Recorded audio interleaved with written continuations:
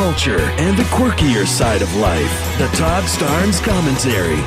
The families of 5 American troops killed in action will not receive death benefits they were promised. The Obama administration is reneging on an obligation we made to freedom's heroes. The Fisher House Foundation has offered to help the military families, providing the $100,000 payment that the United States promised. They've also offered to cover travel and lodging. You can get information on making a donation at my website, toddstarnes.com. But let me be clear. President Obama has the power to fix this. He could order Air Force One to fly the families to Dover, Delaware. He could provide money for the funerals. But instead, it appears he's more interested in scoring political points, maximizing the people's pain, you despicable man. And to the lawmakers in Congress, how dare you, bringing shame and dishonor upon our nation. I'm Todd Starnes. Thank you, Todd Starnes. Appreciate you and appreciate the work you do. We will be posting the clip of that at some point, post-show. You'll have access to it at afa.net/nothing-but-truth, the interview with Jane Horton, the Gold Star wife. This is an extraordinary story, and the idea that people and their families who've paid the ultimate price would be treated this way. For political optics alone, you would think that this would never happen. Now, Jane was very, very clear. She didn't get political. She put it at the hand of government at this time. I have gone into where the buck stops, and this is Crane Durham speaking, but when you look at the discretion for what would be covered and the lawyers making that determination, and that's what's been reported until we hear differently.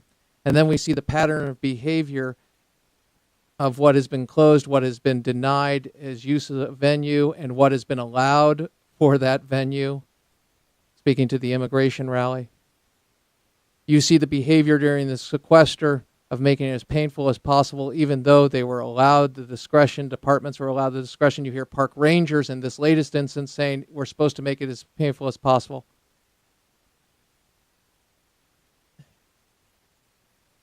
This exposes that President Obama, in order to advance the political agenda, will punish the people that he purports to care so much about. It also shows that he will advance an agenda not through an honest ideological difference and an expression of that difference, but through the use of power. Hey, Captain Obvious, thank you for joining us, because he's been doing this for a long time, and I've been pointing it out for a long time, as well as bringing you Saul Alinsky quotations from a firing line interview with William F. Buckley, the late, great William F. Buckley. Now, the reason I point that out right now is some people are saying, I've always known this, but there are some of you who are saying, no, I haven't known about this. I didn't know. I thought this was politics as usual. This usually happens. Why don't Republicans do this? Why haven't we seen this behavior from Republicans? I'll tell you why. Because of a conservative or conservative, semi-moderate, whatever it is, anybody with an R by their name had done this, it would have been exposed from the very beginning, and they would have been questioned and shamed, and they would have felt the political effect.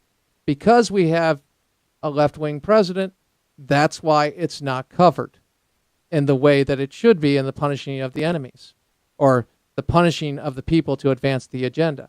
It's disgusting. Truly it is. When we speak to the troops, I think we have an obligation to recognize that this president has talked about ending wars, but he has failed.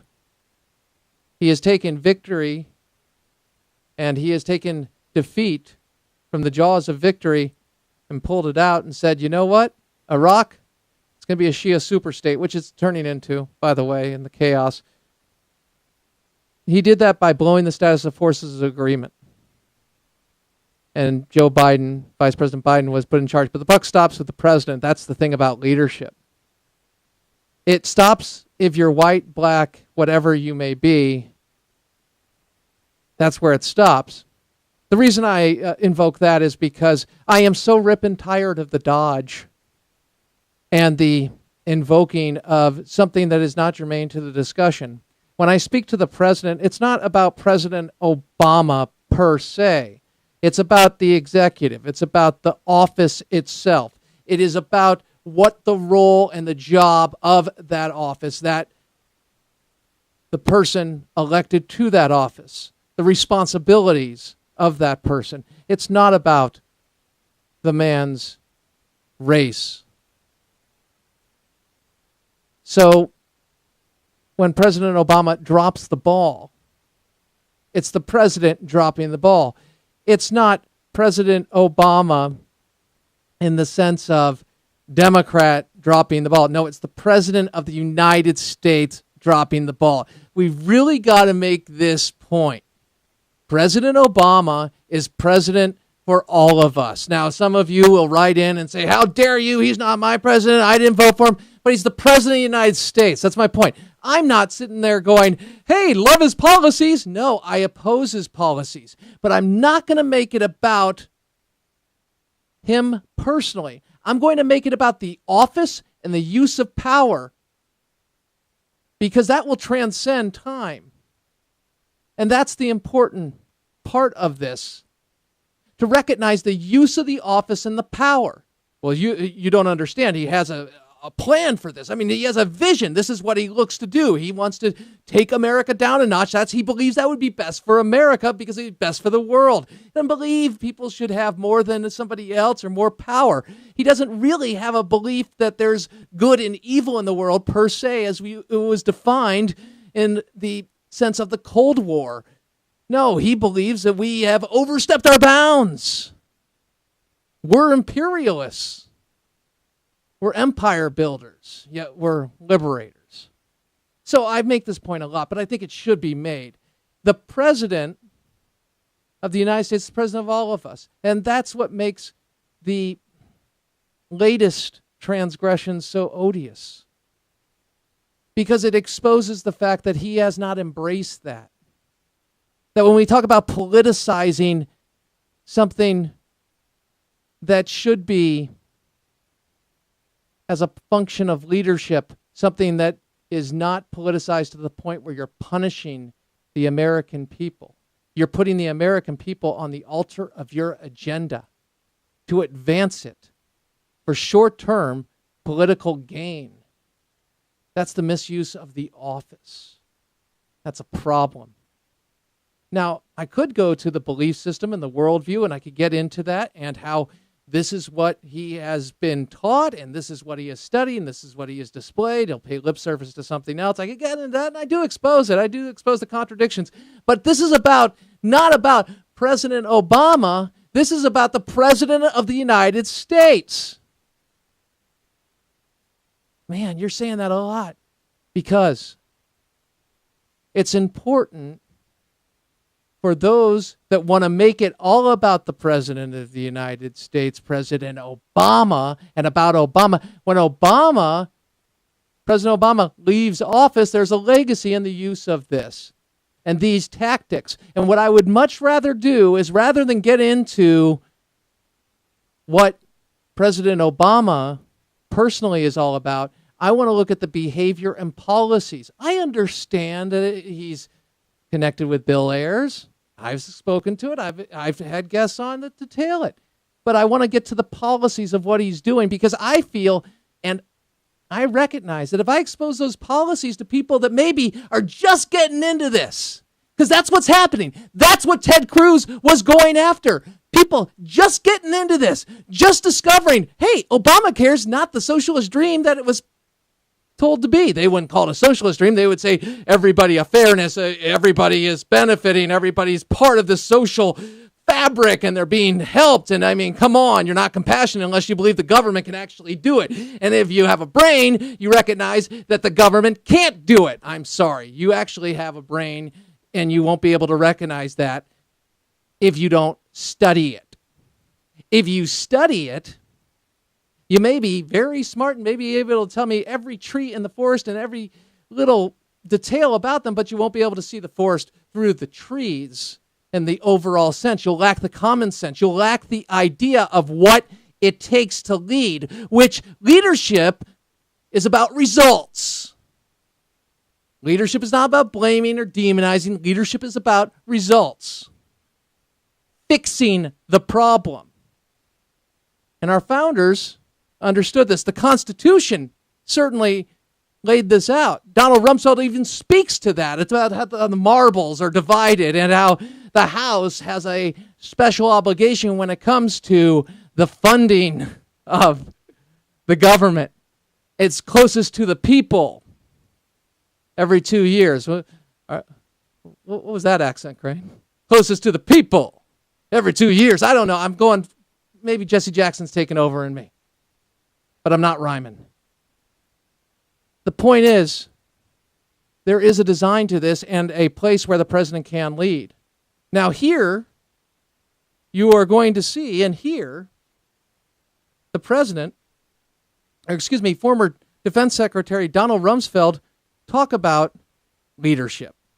And I think this is a beautiful, absolutely beautiful clip from last night's interview with Greta Van Susteren.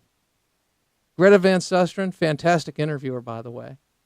But she spoke with Donald Rumsfeld about what was currently taking place. And Donald Rumsfeld said, hey, look, you've mentioned a few things with the government shutdown, but there's a broader issue here, Greta. Cut number 8.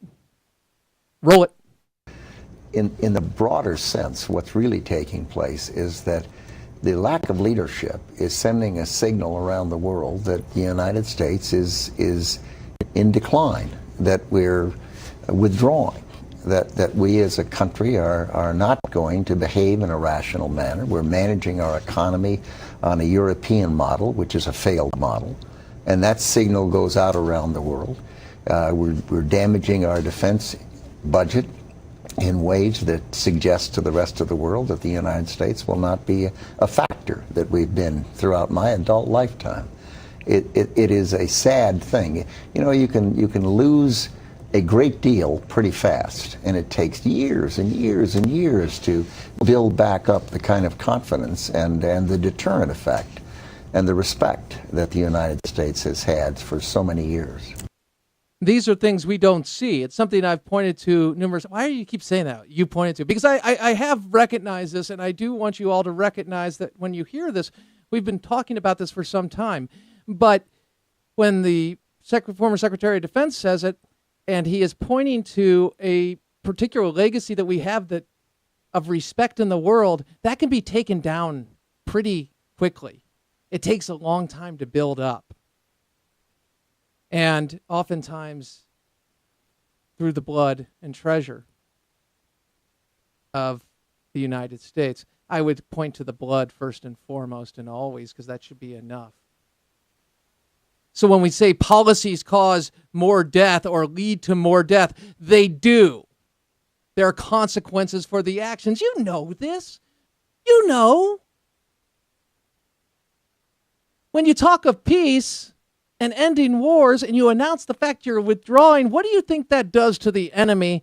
And what does it do to the people that supported you? Just ask the Shiites who rose up against Saddam Hussein and were slaughtered. Think that caused some problems about 10, 12 years later when we invaded? Getting people on board to trust us, our credibility? President Obama's legacy, we're going to feel this for a long time, the policies that he has put in place. We better understand that, and we better have an answer and a solution, as well as bring sunlight to those policies of how destructive they are. That said, we go to Donald Rumsfeld speaking to the division of power and leadership. Marbles are divided. Power. Founders understood this. But the leader must lead. Roll it. In the White House, and the leader is in the White House. You can't lead from the House or lead from the Senate. You have to lead from the White House. And it takes a person who understands leadership and is willing to establish priorities and make a commitment and pursue it. And this president, unfortunately, I don't think ever had any real experience as a leader, and his behavior is such that I mean, imagine our country was downgraded in our ratings, financial ratings, under his presidency. That is an enormous slap in the face of the United States of America.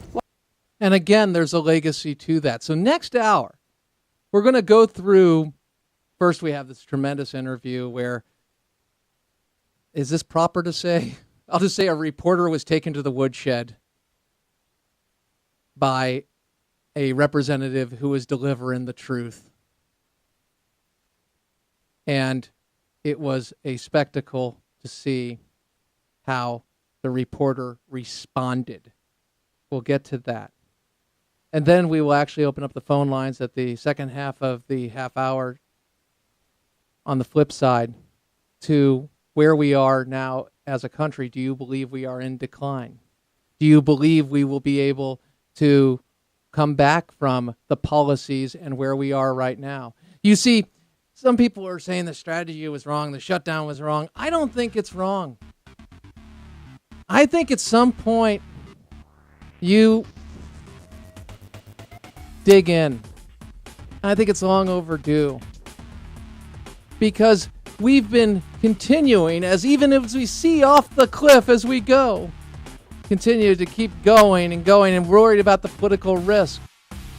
I think we've got to give the American people, the rest of us, the opportunity to weigh in and expose it.